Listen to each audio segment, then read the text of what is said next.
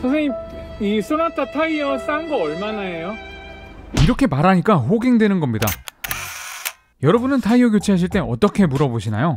오늘은 타이어 교체할 때 눈탱이 피하는 방법, 그리고 타이어 수명 최대한 길게 유지하는 다른 곳에서는 잘 다루지 않는 꿀팁들도 안내해드립니다. 바쁘신 분들 많으니까 빠르게 일단 타이어 교체 어떻게 해야 돈도 아끼고 또 안전도 지킬 수 있을까요?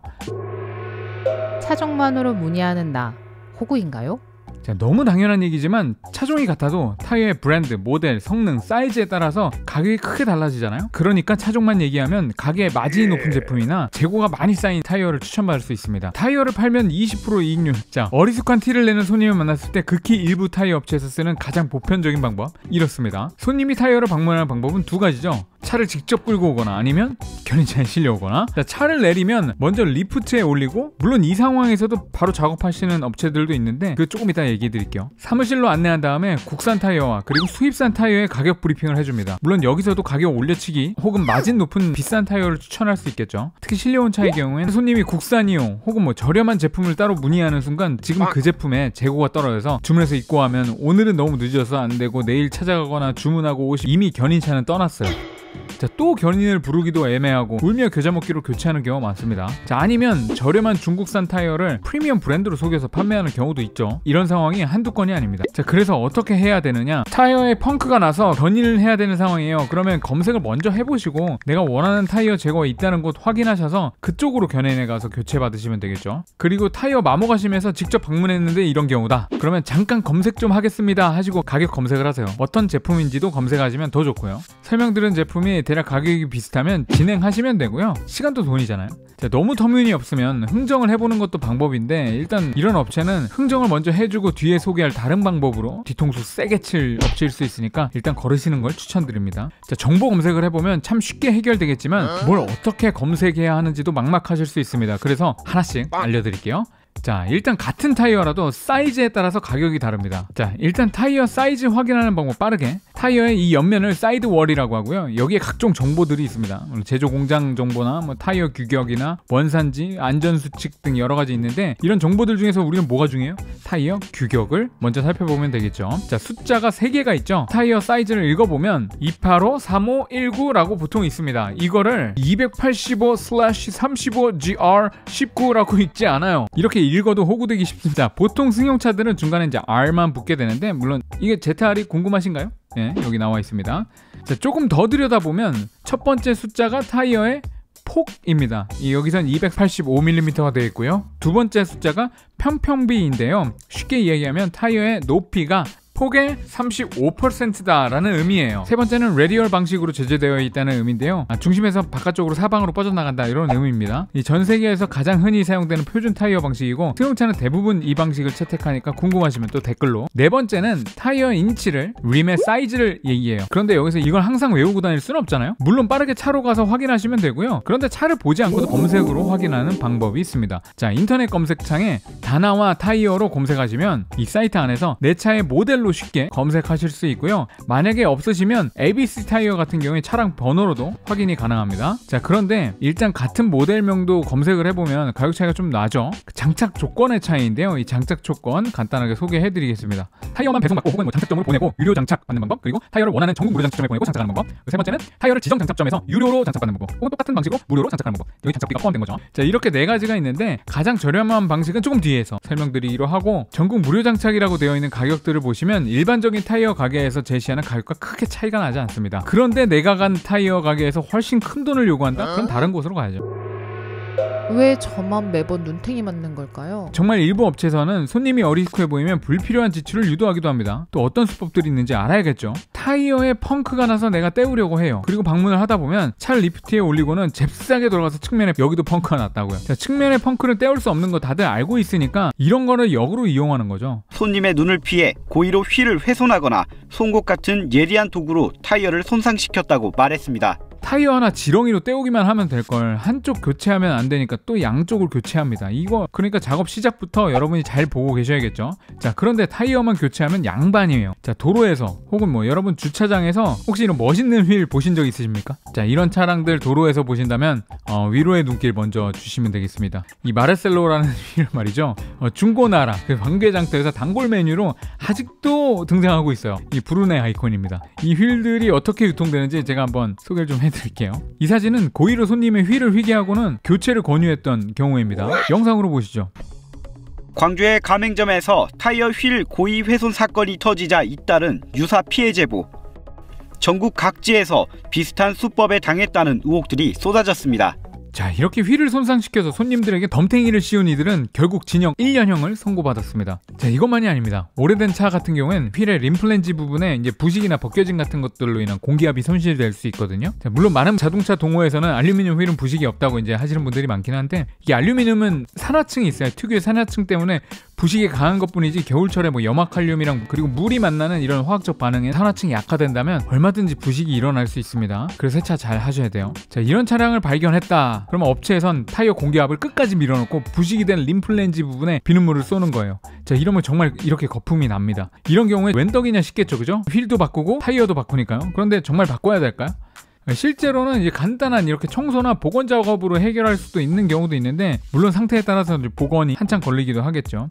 근데 이렇게 블로그에 정직하게 해놓으신 업체 사장님 계시니까 아직 세상은 따뜻하고 살만한 것 같습니다. 자, 또 다른 경우는 휠 밸런스 기기에서 작업치는 타이어를 교체할 땐 반드시 휠 밸런스를 잡는데요. 휠의 무게 배분이 정확하게 되어야 매끄러운 회전이 일어나잖아요. 만약에 이제 불균형이 있으면 뒤뚱뒤뚱 하겠죠. 그러면 이제 림플렌즈에 철클립 같은 거 붙여놓은 거 아마 보셨을 겁니다. 아니면 알루미늄 웨이트를 휠의 뒷부분에다가 붙여가지고 보정 작업을 하게 되는데, 이 확인을 하면서 의도적으로 문제를 만드는 경우가 있어요. 이 휠 밸런스기 자체에다가 자석을 붙여요. 이것도 영상으로 먼저 보세요. 또 무상 점검을 해주겠다면서 밸런스 측정기에 자석을 붙여 휠이 흔들리는 모습을 연출한다며 다양한 수법을 고발했습니다. 그러면서 이제 고객 잘못으로 돌려요. 주행을 도대체 어떻게 하길래 차를 이렇게 만들었냐, 방지턱 넘을 때 뭐 확 넘냐 뭐 이러면서, 그럼 고객들은 자기가 잘못한 건 줄 알고 울며 겨자. 이렇게 손님에게 뒤집어 씌우면서 휠을 그럼 또 호갱되는 거죠. 내가 운행할 때는 이상이 안 느껴졌는데 저렇게 휠 밸런스가 이상한가? 라는 의문이 생긴다면 타이어 잠깐 빼달라고 하시고 휠 밸런스기 확인해보세요. 확인하기 어려운 상황이거나 민망하다 싶으시면 웃으면서 괜찮으니까 그냥 다음에 할게요, 타이어만 교체해주세요 라고 하시고 직영 공업사로 가셔서 점검 한번 받으시는 거 추천드립니다. 그래서 귀찮으시더라도 여러분 사무실에서 커피 한잔 하고 쉬고 계세요 하시면 정말 쉬면서 제 채널 보는 거 감사한데, 작업 과정을 반드시 꼼꼼하게 살펴보시는 것도 중요합니다. 그럼 정말 중요한 타이어 교체 시기, 그리고 저렴하게 또 타이어 구매하는 방법, 요 전에 좋아요 한 번만 부탁드리면 안 될까요? 대체 타이어 교체 시기는 어떻게 알아요? 기왕이면 싸게 사고 싶어요. 자, 타이어 교체 시기입니다. 여러분은 언제 타이어를 교체해야 하는지 알고 계십니까? 먼저 마모도를 확인하는 방법인데, 타이어의 구조를 다시 한번 보면 이 트레드라고 합니다. 이 트레드에 굴곡이 있죠. 이걸 그루브라고 하는데, 이곳에 보통 명암이나 이제 카드를 대어 보시는 경우가 있잖아요. 물론 좋은 방법인데요. 앞바퀴 같은 경우엔 동전 찾고 카드 꺼내고 하지 않아도 돼요. 제가 뒤에 소개해드릴 제가 타이어를 교체하는 방법 여러분이 이용하신다면 앞바퀴만 확인하셔도 교체 시기를 알 수 있습니다. 교체 시기를 가장 간단하고 확실하게 확인하는 방법은 트레드웨어 인디케이터를 확인하시는 겁니다. 그리고 이것이 있는 위치는 타이어의 숄더라고 해요. 측면 상단 부분에 표기가 되어 있습니다. 화살표로 되어 있는 경우도 있고, 미쉐린은 미쉐린 마크가 있어요. 보이시죠? 이걸 쭉 따라 올라가면 속 안에 턱이 보이시죠? 이 트레드웨어 인디케이터의 높이가 타이어 마모도의 한계점이에요. 1.6mm입니다. 만약에 이게 가까워졌다, 교체를 하는 것을 염두해 주셔야겠죠. 자, 그런데 타이어의 교체 시기가 앞뒤 타이어가 서로 다르다, 이런 분들 계실 수 있죠. 이럴 때는 뒤 타이어도 확인해야 되는데, 뒤 타이어는 이제 손가락을 넣어서 확인하면 되겠지만, 이거 싫으신 분들은 동전이나 카드를 이용하시면 되겠습니다. 100원짜리 동전은 이순신 장군님의 감투의 위쪽이죠. 위쪽 부분이 완전히 가려지지 않는다면 교체를 준비하셔야 됩니다. 그리고 차량에 동전이 없다, 신용카드는 다들 있잖아요. 신용카드를 꺼내서 이 마그네틱 부분이 가려지는지 확인해 보세요. 이 부분을 확인하셔서 가려지지 않으면 교체를 역시 준비하셔야겠고요. 자, 그런데 교체 주기는 마모만 있는 건 아니에요. 주행을 많이 하지 않아도 이 트레드 인디케이터의 높이가 차이가 많이 나더라도 타이어를 교체한 지 5년이 경과됐다면 역시 교체를 준비하셔야겠는데요. 그리고 교체 시점보다 중요한 것이 사실 타이어의 생산 시점이에요. 운전은 프로급이지만 관리는 관심이 없으신 김 PD 차를 예를 들어 볼게요. 지금 얼마나 됐지? 이거? 글쎄 한 간지 얼마 기억이 잘 안 나는데 10년 됐나? 아닌가? 이거 2000년 타이어네 이거. 이거는 타이어를 분명히 갈아야 돼. 이거 크랙 있다니까. 내가 크랙 한번 찾아볼까? 이렇게 오래된 거면 크랙이 있을 수밖에 없어. 어딘가 있다고. 있네 이거 봐. 보이지?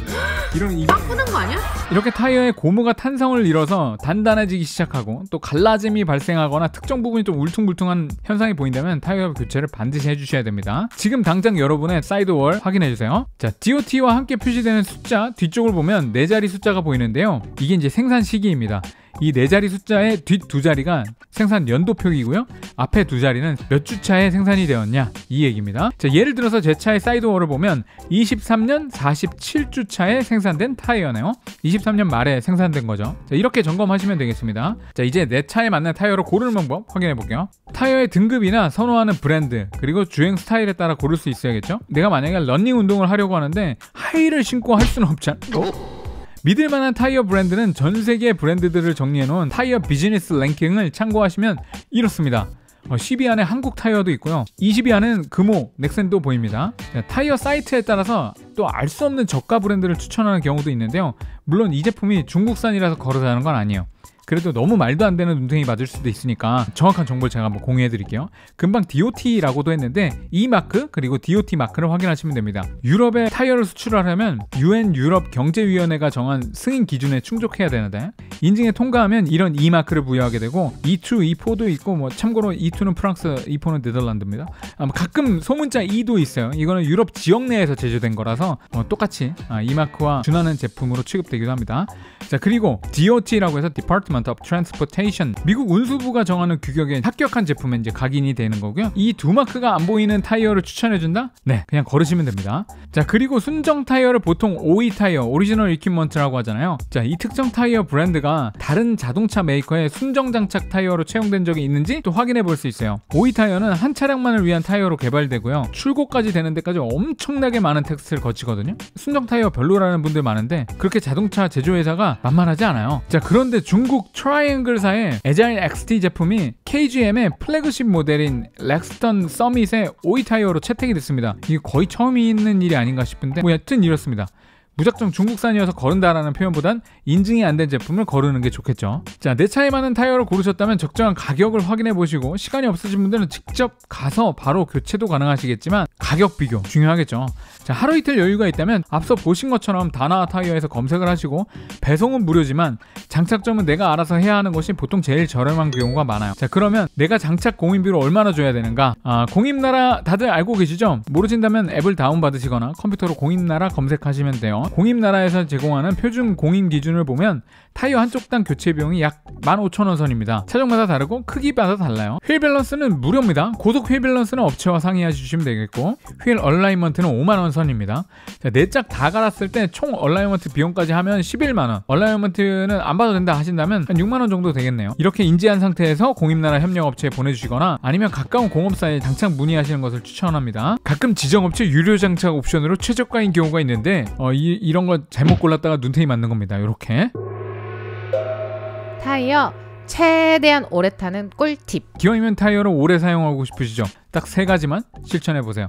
타이어 공기압을 체크해보는 겁니다. 한 달에 한 번은 공기압을 체크해서 제조사가 권장하는 공기압을 유지하시면 연비 향상과 더불어서 이제 타이어 수명 연장에 도움이 된다는 건 다들 알고 계실 거고요. 자, 타이어 공기압을 체크하기 위해선 내 차의 적정 공기압을 아셔야겠죠. 자, 가장 쉽게 하는 방법은 운전석 도어를 열면 이런 스티커를 확인할 수 있습니다. 그리고 이 공기압에 맞춰 넣으면 되는데 물론 공업사에 부탁하셔도 좋겠지만 셀프로 한번 해보시는 걸 추천드려요. 자, 가까운 주유소나 공업사에 잠깐 공기 좀 넣고 갈게요 라고 하시면 대부분 흔쾌히 또 허락하십니다. 지나다 생각나시면 한 번씩 체크해주세요. 그래서 어떻게 하는 건데 바로 알려드립니다. 자, 첫 번째, 일단 타이어 공기주입기 세팅을 해주는데요. 공기주입기에 PSI 바 버튼이 있다면 이 버튼을 눌러서 PSI로 맞춰주시고 두 번째는 이제 타이어 공기주입구의 캡을 벗겨주셔야 됩니다. 이거 주머니든 어디든 잘 가지고 계세요. 그리고 공기주입 호스를 타이어 공기주입구에 이 부분이 있죠. 이 부분을 눌러서 잡고 체결하시면 바로 공기주입이 될 수도 있고요. 아니면 기계에 따라서 스타트 버튼을 눌러야지 시작될 수도 있습니다. 삐 소리가 나면 공기압이 적정하게 들어간 상태고요. 이제 역순으로 정리하시면 되겠습니다. 자, 이렇게 타이어 공기압 체크하고 직접 내가 공기를 주입할 수도 있겠죠. 자, 두 번째로는 타이어의 위치를 교환하는 거예요. 제가 공유해드릴 가장 꿀팁이라고 생각합니다. 자, 앞뒤 타이어 위치를 교환하면 마모를 균일하게 유지할 수 있거든요. 보통 5,000km에서 10,000km마다 교체하는 것이 이제 좋은데요. 이렇게 하면 4개 타이어를 한 세트로 최대한 오래 탈 수 있어요. 왜냐? 보통 앞 타이어가 뒤 타이어보다 많은 마찰에 노출되기도 하고, 일반적인 차는 보통 엔진룸이 앞쪽에 있어서 무게 때문에 마모가 더 심하니까 위치를 바꿔주면 동일하게 교체 주기가 오겠죠. 자, 그리고 펑크나 뭐 다른 이유로 앞 타이어 2짝만 교체하는 경우에는 뒤 타이어를 앞으로 내놓으시고 새 타이어를 뒤로 보내세요. 의아하시겠지만 일단 세계 굴지의 타이어 업체인 미쉐린, 브리지스톤, 고디어 등 이런 회사들이 권고 사항이기도 하고요. 테스트 결과 전용 차량도 마찬가지였는데요. 빗길이나 미끄러운 도로에서의 안정성에 뒷바퀴의 마모도가 많은 영향을 미쳤다고 하고요. 게다가 이제 뒷바퀴의 접지력이 떨어지면 오버스티어 현상이 일어나는데, 이렇게 운전자를 조작한 것보다 과하게 꺾이게 되는 현상이 뒷바퀴의 미끄러짐으로 일어납니다. 자, 주변 지인들 혹시 차 좀 안다고 하시는 분들이 앞쪽의 안정성이 중요하다고 하시면서 새 타이어를 앞쪽으로 교체하시는 이야기를 접해보셨다면 반대로 좀 공유 부탁드립니다. 세 번째, 휠 얼라이먼트 점검인데요. 휠 얼라이먼트는 가끔 실수로 내가 연석에 부딪히거나 타이어 교체할 때 보통 휠 얼라이먼트 많이 보시죠. 만약에 내 차의 타이어가 한쪽으로 편마모가 좀 진행됐거나 마모 상태가 고르지 않은 경우에, 혹은 또 차량이 한쪽으로 쏠린다면 이 휠 얼라이먼트를 점검하셔야 됩니다. 사실 타이어나 휠 자체에 무언가를 하는 것은 아니고요. 서스펜션 쪽을 점검한다고 생각하시면 되는데, 쉽게는 휠의 각도를 자동차의 사양에 맞게 조정한다라고 이해하시면 되겠습니다. 반드시 전문가가 작업해야 되는 정교한 작업이고요. 약 5만원 정도의 공인 비용이 발생합니다. 내 차에 이런 문제가 있다고 하신다면 반드시 꼭 휠 얼라이먼트 점검하시기 바랍니다. 자, 마지막으로 안전운전을 위한 정말 중요한 꿀팁 하나 전해드릴게요. 지금 보고 계신 영상의 왼쪽 밑에 좋아요, 오른쪽 밑에 구독을 눌러주시면 양질의 정보를 계속해서 받아볼 수 있습니다. 즐겁고 안전한 드라이빙 하세요. 끝! 중앙선이 있으면 못 넘어가잖아. 그럼 이런 경우에 넘어가도 되는 거야? 넘어가도 되는 거면 유턴도 해도 될까? 택시기사님도 헷갈리는 신호와 불법, 그리고 유용한 정보들을, 바쁘신 분들 많은 것 같으니까 바로 시작하자. 비보호 좌회전 테스트. 비보호 좌회전은 땡땡땡에 가능하다. 자, 1번 다른 방향의 차량이 없으면 가능하다. 2번 반드시 녹색 직진 신호 시에만 가능하다. 아무 신호에나 방해가 안 되면 좌회전하면 되는 줄 아는 사람들이 아직도 많은데, 반드시 녹색 직진 신호에만 가능해. 좌회전을 기다릴 때 뒷차가 빵빵거려도 겁먹지 말고 이동하지 말고 멈춰 있어. 뒤에서 재촉한다고 괜히 좌회전하다가 사고라도 나면 이거. 자, 비보호 좌회전을 적색 신호에 하다가 사고가 나면 12대 중과실에 해당하다. 두 번째 문제야. 이거 꺼내지 않으려고 했는데 단속을 피하는 2가지 꿀팁 공개합니다. 10월 25일부터 이것을 2번 하면 모든 운전자는 정말 골치 아파집니다. 정말 그럴 일 없길 간절히 바랍니다. 지난 9월에 발생한 강원도 트럭 추락 사고 혹시 보셨나요? 안 보셨다면 영상부터 보시죠. 한 소형 트럭이 중앙선을 넘어온 차량과 정면으로 충돌합니다. 그 충격으로 트럭은 교량의 방호 울타리와 철제 펜스를 넘어 10여 미터 아래 하천변으로 추락합니다. 이 사고로 2명이 숨지고 3명이 다쳤습니다. 20대 승합차 운전자가 중앙선을 넘어서 마주오던 트럭과 부딪힌 1차 추돌 사고로 인해서 발생했는데, 원인 제공을 한 이 운전자의 혈액 검사 결과 조금 있으면 첫 번째로 찰컥하면서 멈추지, 이렇게 멘트 나오고. 자, 이런 경우에 원 단위, 리터 단위 고민 많이 하지. 그런데 그냥 끝내는 방법이 있어. 버튼엔 답이 없다. 어떻게 하냐면, 자동차 이야기, 그 중에서도 주유소 가기 전부터 주유가 끝날 때까지 다들 정말 몰랐거나 궁금했던 이야기 딱 5가지 골라봤거든. 빠르게 순서대로 짚어보자고. 일단 계기판 보니까 주유할 때 됐어. 혹은 주유동이 들어왔어. 그런데 지금 너무 뜨거운 대낮이야. 주유하는 타이밍이 따로 있다고 들어봤어? 대낮에는 피해서 저녁에 넣어야 더 많이 들어간다던데? 맞아. 특히 뜨거운 여름에 이 말들이 정말 많이 도는데, 결론부터 얘기하면 거의 의미 없어. 액체 팽창 개수라고 들어봤어?